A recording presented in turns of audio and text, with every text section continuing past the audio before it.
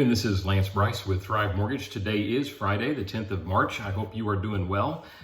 We have been saying for over 3 weeks now that the non-farm payroll report that was due out today would move the markets in a big way, one way or the other, in all likelihood. And it certainly has done that. It has delivered, frankly, more than we had hoped for as far as improvement in interest rates. If you look at the Mortgage News Daily Index that tracks interest rates for the industry, 30 days ago, we were sitting at 6.5%. Last Friday, we were sitting at 6.97.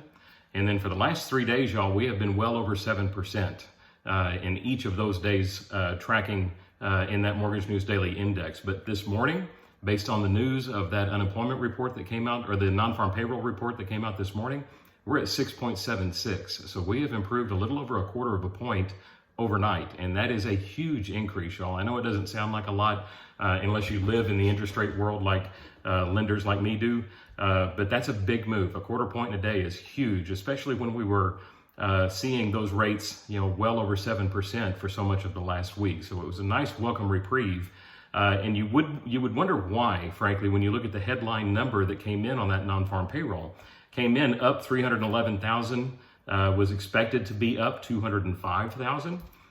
So the headline number was significantly stronger, which should have led to much higher rates today. However, the unemployment rate increased from 3.4% to 3.6%. And this is a result of a number of folks moving back into the job market, y'all. When you have more folks chasing a fixed number of available jobs, then those employers don't have to pay as much to those employees to get them to come to work for them. One of the biggest fears that the Fed has had is that wage inflation would remain high and would put pressure on price inflation as a result. This indicates, when we have the unemployment rate tick up, this indicates that wage inflation is less of a concern. In fact, when you look at hourly wages, they were actually down after being up in the prior 11 reports. They were actually down 0.5% from this same report last month. So seeing that number down at all, even though it's fairly flat, is big news as far as the internals of this report are concerned, because it shows that wage inflation is not showing itself the way as much as was feared, particularly when it comes to what the Fed might do. Next Tuesday, we have the kind of the second half of this bracket of reports with a lot of potential to move the markets either way. Consumer Price Index comes out on Tuesday of next week. So I may do a midweek update depending on how that report comes in. Surprises in either direction could move the market significantly. So it'll be interesting to see how that comes out. Fueling more speculation about what the Fed may or may not do, y'all, is the Silicon Valley Bank. This is a California-based bank that has a lot of arms into startup companies, into initial public offerings, funding, that sort of thing. So they are very much on the kind of the bleeding edge of the banking industry. And the concern is this a canary in the mine? Because that bank has been shut down by federal regulators as of this morning. They had a run on their deposits. So this is kind of the first bank to fail as a result of oversimplifying it, an inverted yield curve. Folks, banks make money by taking in deposits and paying a short-term low yield on those deposits and then lending that same money out for long-term higher yield returns.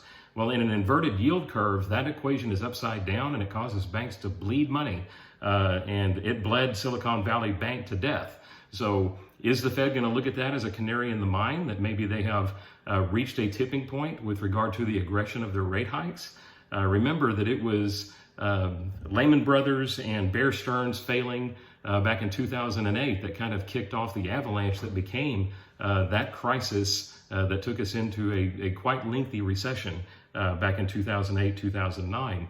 Now, that recession, of course, was based on some things that we're just not seeing today. There was a lot of bad lending that was made and a lot of bad debt that wasn't, frankly, ever going to be repaid, that was at the core of that recession. But still, it is concerning when a bank fails, and when it fails in large measure due to Fed policy, it may give the Fed a bit of pause as they continue to move forward. So the Dow so far, not liking it, down 400 points so far today, just before 1 p.m.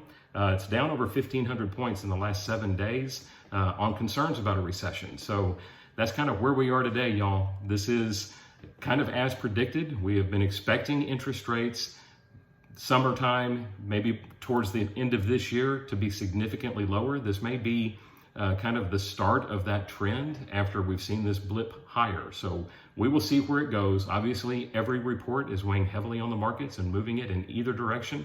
But today would be a real good day to lock because we're seeing some nice improvement over the last several weeks. In any event, hope this is helpful for you, for your clients. Feel free to reach out to me. Stay blessed, stay safe, have a great weekend. We'll talk to you next week.